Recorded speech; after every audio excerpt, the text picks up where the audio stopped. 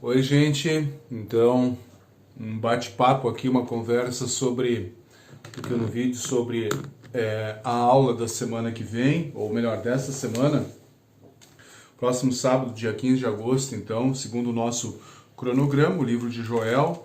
E o livro de Joel é um livro bem curto, são só 3 capítulos, ele tem uma centralidade na sua mensagem que é bastante específica, bastante clara no decorrer, no andar do livro. Tá? Muito bem. Joel. Quando é que Joel ele cai na linha da história? Joel, ele prega para o povo de Judá, o povo do sul, né, o reino do sul, quando, não dá para dizer especificamente qual é o ano em que ele surge como pregador chamado por Deus para transmitir a mensagem divina, mas nós podemos dizer que é entre a escravidão, a invasão da Babilônia e o momento em que Ciro, o rei da Pérsia, vai permitir o retorno de grupos de judeus para Jerusalém para reconstruir a cidade e o próprio templo, né? Isso é lá com Esdras e Neemias. Muito bem, é nesse período que Joel é chamado por Deus, então, para pregar. Pregar para quem? Para aquele povo, para aquele grupo de pessoas do Reino do Sul, Reino de Judá. Lembram?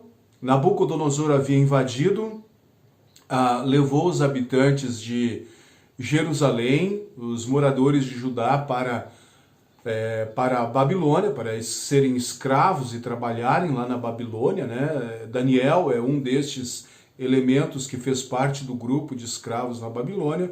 O povo está lá, exilado na Babilônia, chamado a permanecer fiel e a manter a tradição religiosa do Deus de Abraão, Isaque e Jacó, mesmo na escravidão, mas um grupo ficou em Judá. Esse grupo ele sofre com a invasão de países vizinhos, nós vamos ver isso aqui no texto, mas sofre também com o quê? Com o esfriamento da sua fé. E muito provavelmente esse esfriamento ele se dá de uma maneira tão intensa que alguns ritos religiosos foram conduzidos por sacerdotes embriagados. Esse é o teor da queixa de Joel quando ele proclama, então, o conteúdo da sua mensagem, né? Ela tem uma mensagem notadamente direcionada contra os bêbados, contra os beberrões, contra aqueles que se deixam dominar pelo vinho, diz o texto bíblico, ok? Então, Joel tem 3 capítulos, é um livro bem curtinho e eu rapidamente vou tecer alguns comentários, então, para engrandecer, para ajudar na elaboração da aula dominical. O que Joel quer trazer como recado? O terrível dia do Senhor, o dia do juízo. É disso que o profeta, na sua totalidade, praticamente, prega dentro da sua obra. E Joel ele faz uso de um acontecimento que é a invasão, a praga de gafanhotos e também uma grande seca que assolou Judá. E Joel ele está dizendo, vejam, lembram lá dos gafanhotos que invadiram, que destruíram as plantações de trigo, de cevada, as parreiras de uva, que produziam bons vinhos, né? Pois é, o dia do Senhor ele será ainda mais terrível do que esse acontecimento. Então, se vocês, moradores de Judá, lamentaram pela destruição que aconteceu por causa dos gafanhotos, e aqui você pode fazer uma conexão com os gafanhotos, as nuvens de gafanhotos que estão nos céus da Argentina e que ameaçam momentaneamente não só Santa Catarina, mas de maneira mais intensa o próprio Rio Grande do Sul, né? Talvez isso não seja próprio de trazer a luz para as crianças, porque muitas crianças pequenas não vão entender esse negócio. Mas as crianças maiores que têm acesso às ferramentas digitais aí, poderão tranquilamente fazer essa conexão, né? Os mesmos gafanhotos que hoje perturbam aí a divisa Santa Catarina com a Argentina, o Rio Grande do Sul com a Argentina, Esses gafanhotos, eles já estão aqui em Joel. Eles causam estragos em Judá, um país que já estava destruído, já estava pobre por causa da invasão babilônica.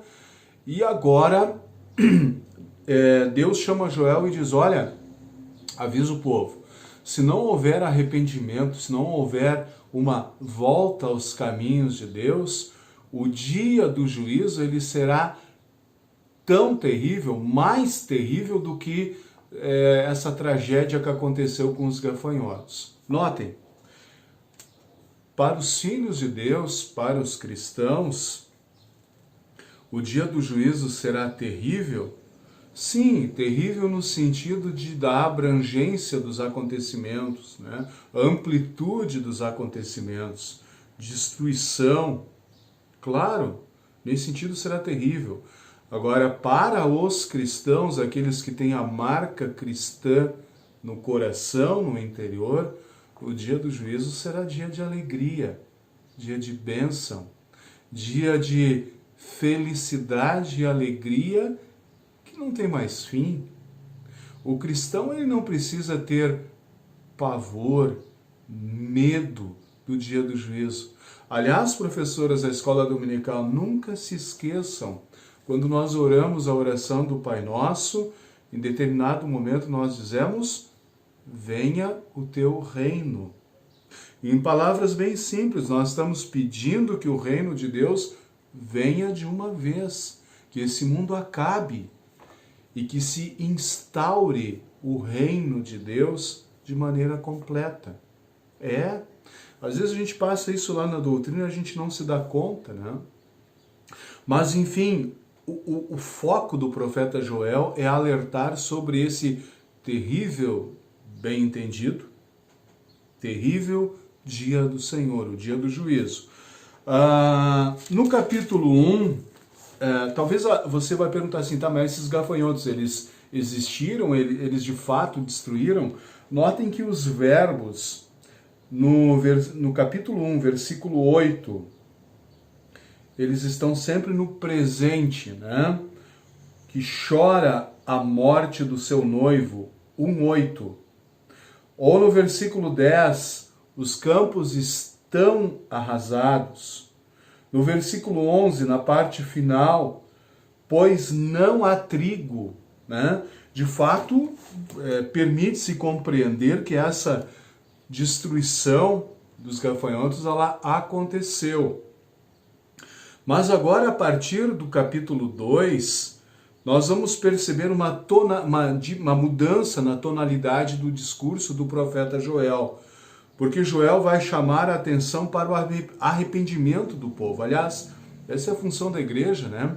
É a minha função enquanto pastor, nossa função enquanto congregação, é a função nobre de vocês, enquanto líderes, enquanto professoras da escola dominical, ensinar as criancinhas, ensinar os pequenos, ensinar a necessidade de sempre se voltar para Deus e perseverar nesses caminhos do Senhor, né?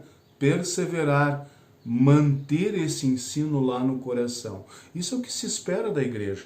Há poucos minutos atrás eu estava acompanhando uma informação num jornal digital, jornal eletrônico aqui, onde determinada linha religiosa estava então proclamando, ou pregando, ou denunciando o atual presidente da República do Brasil, criticando como instituição. Bom, isso não é função da igreja.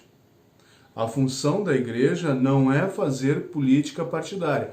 A função da igreja é denunciar o erro, sim, mas sem partidarismo. A função da igreja é denunciar o afastamento de Deus, a necessidade do arrependimento, voltar-se para Deus. E é isso que o profeta Joel ele faz no seu escrito, na sua obra dos 3 capítulos. Lembram dos gafanhotos, a destruição, a pobreza? Pois é, o dia do Senhor, para aqueles que não se arrependerem, será muito mais terrível do que essa destruição toda causada pelos gafanhotos. Tá? Mas o profeta Joel, ele não prega somente sobre isso.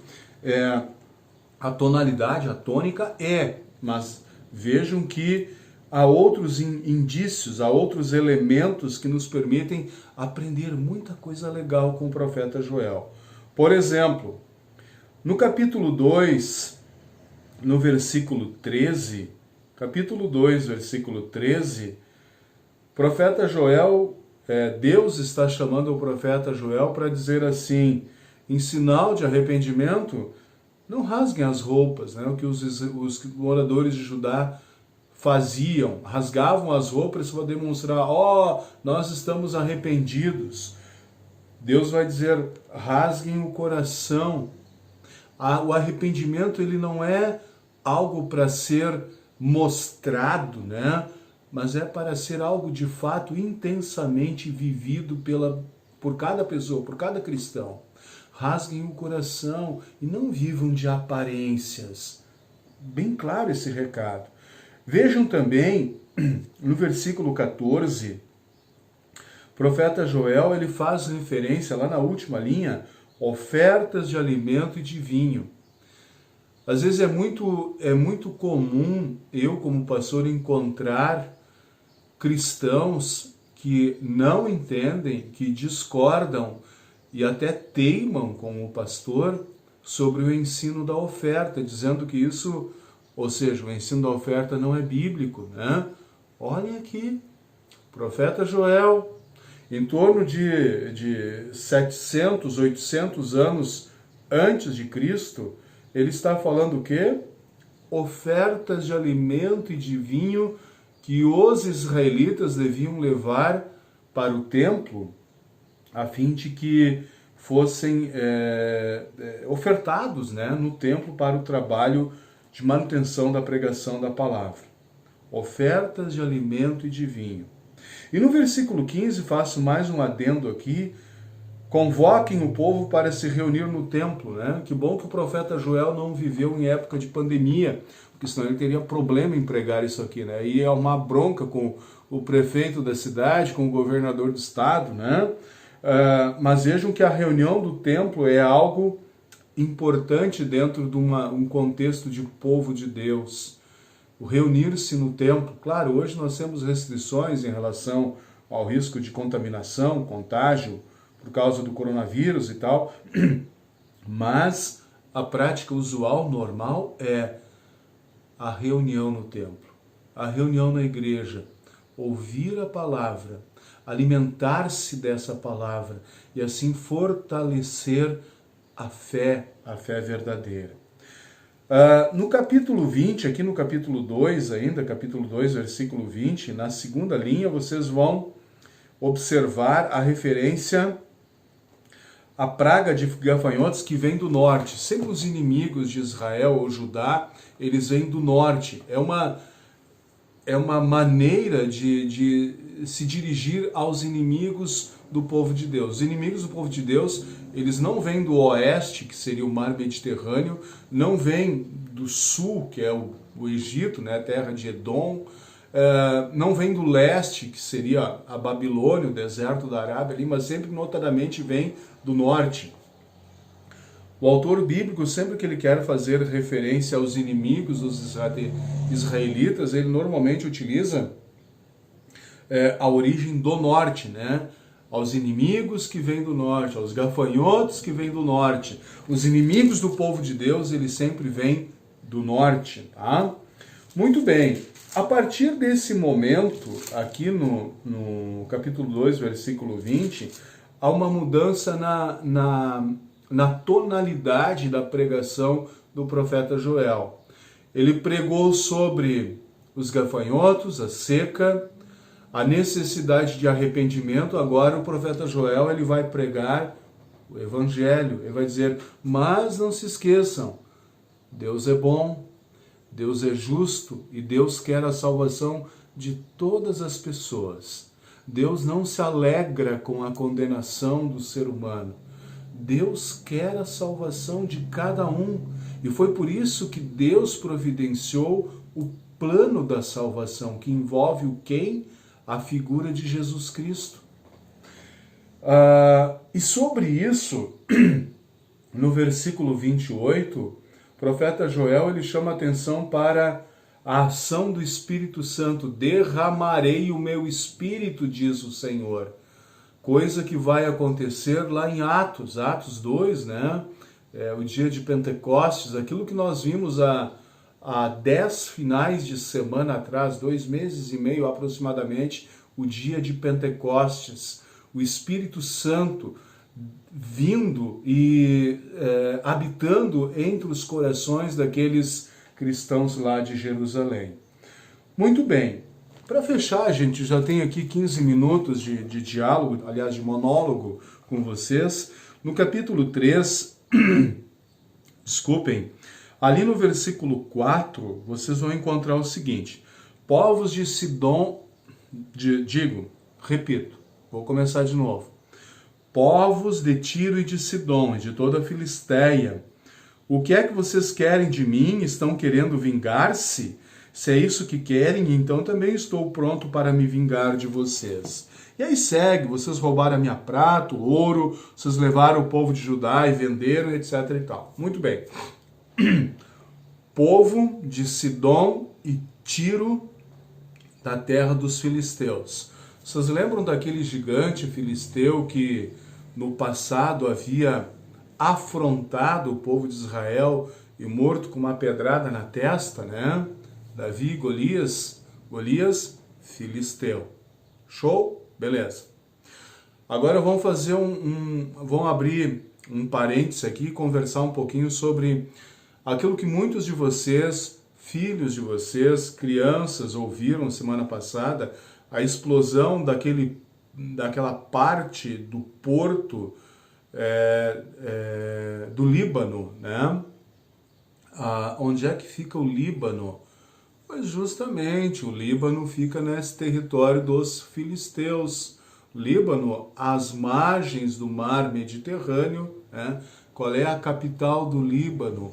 Beirute, né? Foi onde no porto de Beirute que supostamente, ou que efetivamente aconteceu aquela explosão que foi registrada por câmeras, por celulares, etc. e tal. É muito importante, claro, isso não é uma informação relevante para você falar para a criança da escola dominical, mas você, como professora, precisa sempre estar muito atento ao que acontece no mundo de um modo geral e que tenha conexão com a informação bíblica.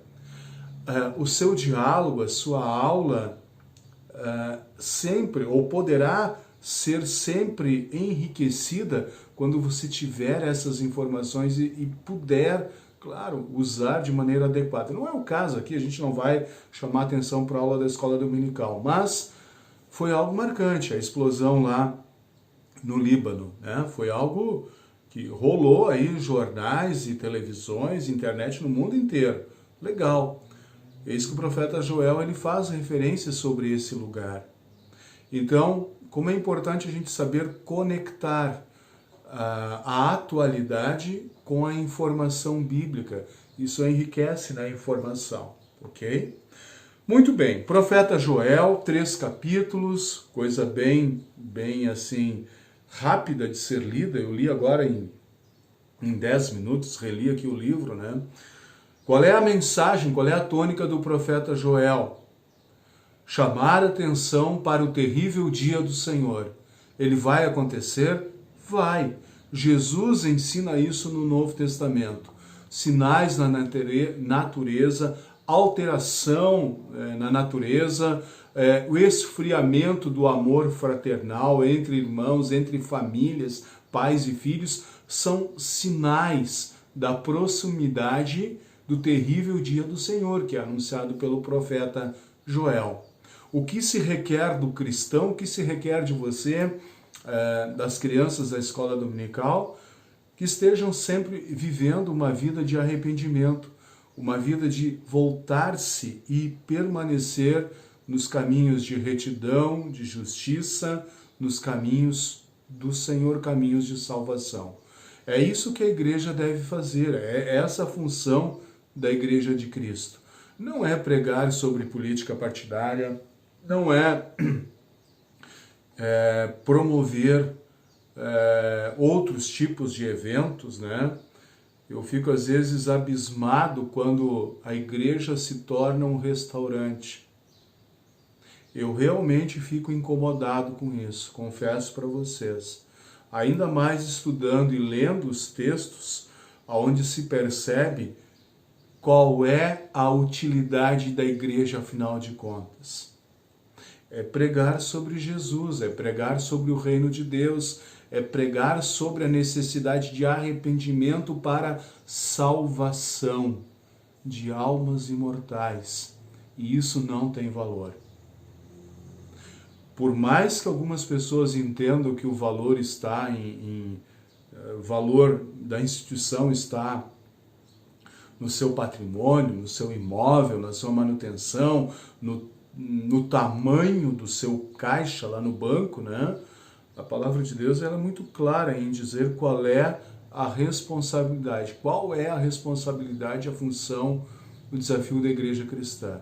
Pregar. Joel teve aqui um desafio, pregar sobre o terrível dia do Senhor para os habitantes de Judá, que estavam esmorecidos, fracos, desanimados na sua vida de fé, alguns líderes religiosos promovendo os ritos de maneira indevida, né? Talvez até alcoolizados, conforme indícios do próprio texto de Joel. Deus chama Joel e diz, olha, se vocês acharam terrível a destruição dos gafanhotos, muito mais terrível será o dia do juízo. Por isso, arrependam-se, voltem-se para os caminhos do Senhor, o Senhor que está sempre pronto a receber e acolher todos aqueles que o buscam, que o procuram com verdade, com sinceridade. Tá bom? Qualquer pergunta, qualquer nova informação, qualquer coisa que vocês queiram me perguntar, me parece que é a Giane que vai contar a história do livro de Joel, me procurem, né? Me procurem, eu estou aí para ajudar, para responder, ok? Valeu, grande abraço a vocês.